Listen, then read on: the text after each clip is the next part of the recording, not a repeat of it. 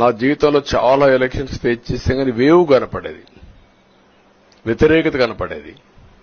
కానీ ఈ ఎలక్షన్లో ఎక్కడో అమెరికాలో ఉండే వ్యక్తి ఒక 5 లక్షలు 10 లక్షలు ఖర్చు పెట్టుకొని నేను రావాలి, ఓటేయాలి, ఈ రాష్ట్రం నిలబడాలి, ప్రజలు గెలవాలి అనే ఆవేదనతో వచ్చారు. ఎక్కడో పక్క రాష్ట్రాల్లో ఎక్కడో కడుపు నిండడం కోసం కూలి పనులకైనటువంటి వ్యక్తులు, పాచి పనులు చేసుకునే వ్యక్తులు సొంత డబ్బులు పెట్టుకొని నేరుగా ఇక్కడ రైల్వే స్టేషన్లో చూస్తే, బస్టాండ్లో చూస్తే భోజనం కూడా ప్యాక్ చేసుకొని తీసుకొచ్చి ఇక్కడ భోంచేసి ఓటేసే పరిస్థితికి వచ్చారు.